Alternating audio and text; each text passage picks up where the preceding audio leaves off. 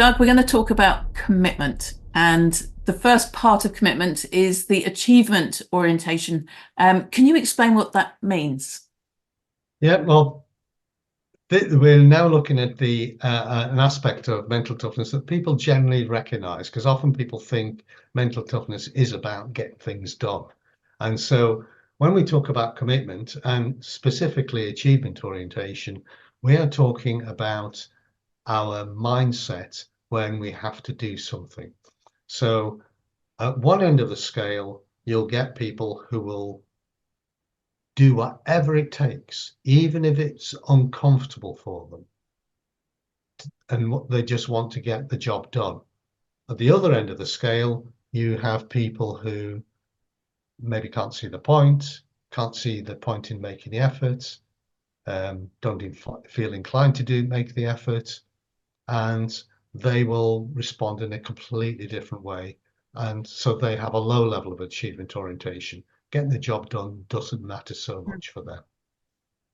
But you must have, well, you definitely have in your life loads and loads of examples of this. And this is one of the areas I think where, and this can trip me up. This is not always a good thing for me, but my commitment and my achievement orientation is so important to me.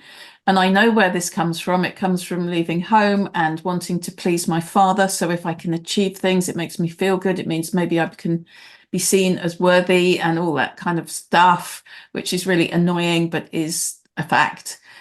So I get a huge sense of satisfaction from achieving things. I don't let things stand in my way. I'm really good at finding a way around things, through things. I wanted to be a rally champion when I was I was 6 or 7 when I first saw rally cars. Did nothing about it till I was in my 20s because I couldn't. I'd been homeless and I was pretty much on my uppers. But when I decided to go for rally driving, and I don't know how much you know about motorsport, but it's very difficult to get anywhere in motorsport. So your commitment has to be off the charts. So I was faced with a million obstacles, and because my commitment was just complete, it was 100%, I was going to make it. I found a way around everything. I found a way through all the sponsors pulling out, the teams dropping me, and there was a million things. I got quite hooked on the concept of achieving because it gave me such a thrill.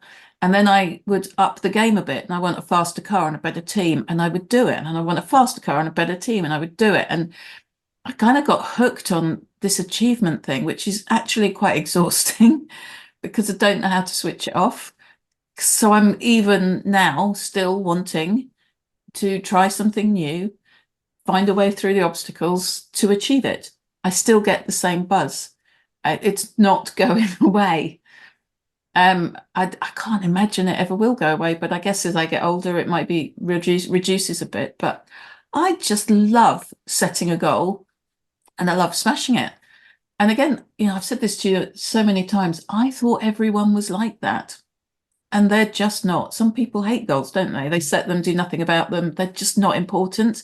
They avoid them because they're threatening and they might expose them for who they are if they can't reach it.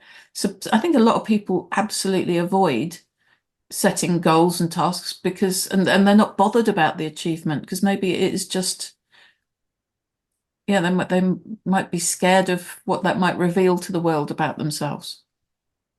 You're linking two elements that we'll be talking about, a goal orientation and purpose in another session, but both have something in common. They both pick up on what psychologists would call visualization.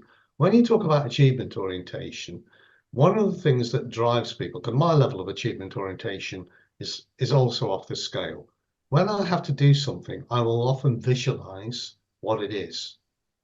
And if I can picture what it is and I can sense what it feels like to get there, then I will move heaven and earth to get there. Yeah. Because I want that feeling.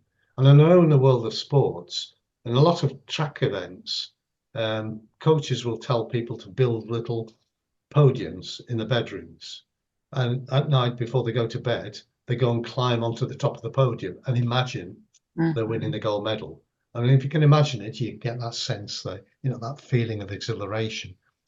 And that is what can drive you forward. There's potential downsides, which I suppose I've experienced, is sometimes you can go after things that you really shouldn't. They're really beyond you. And sometimes, and this hasn't happened to me, you can burn out. Although it did happen once. I found myself beginning to just wilt, and I managed to take 3 weeks off work and restore my batteries. So have you ever experienced any of this, the consequence of overachievement? Yes. I did it last year. I set out to row the Atlantic Ocean, not knowing the amount of time and energy and money that would require, at the same time as launching a massive live event that was going to go around the nation, as well as running my day job. And I just because I don't like the idea of not being able to see it through, I just had a word with myself one night and said, it's too much. I have not got the bandwidth for this. It is just too much. So as it happened, the road didn't happen. It's going to happen in 2026, but that released me from that commitment. And I throttled back on the live events. So I knew I'd taken on too much. It's not easy for me to admit that it's too much, because I like to think that I'm invincible and I can take on the world. But that was a brilliant lesson for me, that one thing at a time, and I can only have so many hours in the day. I cannot keep splitting myself in so many directions. So yeah, that was definitely a time, and very recently, just last year, that I was very self-aware for once in my life that I was just doing too much. It was not possible. And of course, I couldn't do all three things brilliantly. My time and attention would get split between those things. And that I realized was not what I wanted. I want to be able to focus on something and give it the absolute best I can.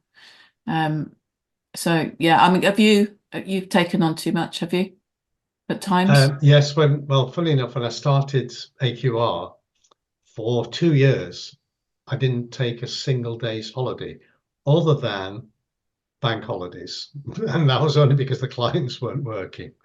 But even in year one, I worked through Christmas because one of my clients was a drinks distributor, and they're incredibly busy over Christmas. I was literally working with them on Christmas Day and Boxing Day and stuff like that. But it eventually caught up with me. And I remember booking to go to Skiathos, went to Skiathos, a Greek island in the middle of nowhere. And for a week, I just slept. To the point, my daughter came to me one day and said, all the other people in the hotel think you're a snob because you won't talk to them. And I was just worn out. I wasn't in the mood, but I could feel myself coming back. And I can remember after about 8 days waking up and suddenly thinking, these batteries are fully recharged. And then, doing all sorts of things, going on a boat trip. I can remember going on a boat trip and feeling so elated, climbed to the top of the boat. I mean, it was quite a sizable boat, and diving off the boat into the sea, which is something I wouldn't normally do. So yeah, but it's what propels me forward. It's a very trivial example, but when I first went to university, I was good. I was a good soccer player, and I trialed for the university soccer team. And I thought, and a lot of other people thought, I had a fantastic trial.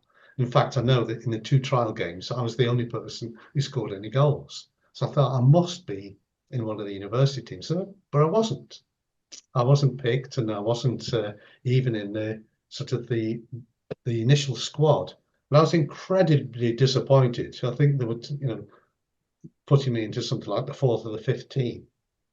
Looking back, I can understand why they did that, because I was a first year and there were, third years, there were master's degree students, postgrads who'd been there for several years. So I was kind of trying to push my way into a semi-established team. It doesn't work like that.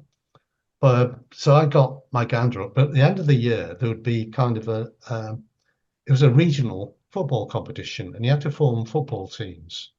And the university obviously submitted some football teams. And I decided I was going to go and win that competition. And I got together a group of people who were pretty good. They were a bit disgruntled like me. And we entered this competition. And because we weren't one of the seeded teams, we had to go through qualifying rounds. In the first round, we won the game 2-1. That one goal was the only goal we conceded in the whole competition. We got to the final, took on one of the elite university teams and beat them 2-0, and I scored both goals. I was just determined. We literally practiced every single day, literally for hours, and we could do a training session on our skills and the way we work together, and then we go for a run. It was just so focused. But once the game was over, I don't think any of us, any of the team, could ever remember the celebrations, because by then we'd got quite a following. Quite a lot of people were coming to support us, and we went into the Union Bar, and there was a big party. I can't remember the party. It was just, I suppose if there'd been one more round, I don't think we'd have made it. It might have collapsed. Yeah. Well, you talk about visualization, and I think it's something that I've done since I was a tiny child. I'm a very visual person, and every time I've set some kind of goal that I want to achieve, I can see it, I can feel it, and I can't help myself. It's such a natural thing for me to sort of put myself into the moment where it all goes my way. And that's always helped me, because I can't let go of that vision without it becoming a reality. So, well, that's a really good example of how this particular factor can connect with another factor, because you've described in other sessions that we've been in your optimism, and that's really an aspect of the way you see risk. Risk is something to be enjoyed, and so because the reality is that everybody can visualize, but some of us visualize things going wrong. Some of us visualize the downsides of things rather than the upsides. Yeah, I've always been very conscious that if I was to visualize something going wrong, it's probably going to go that way. So I've never allowed myself, it's not another little rule I've given myself, I don't allow myself to do that.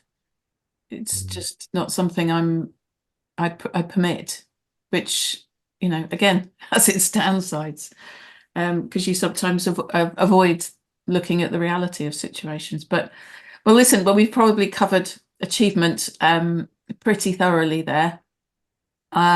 I speak at events and conferences about mental toughness. I love sharing my ideas on the concept and how people can develop mental toughness, and you do the same. And of course, at AQR, you have your mental toughness questionnaire, which I know you're very keen for people to engage with. So there's links on the page for people to click if they would like to find out more.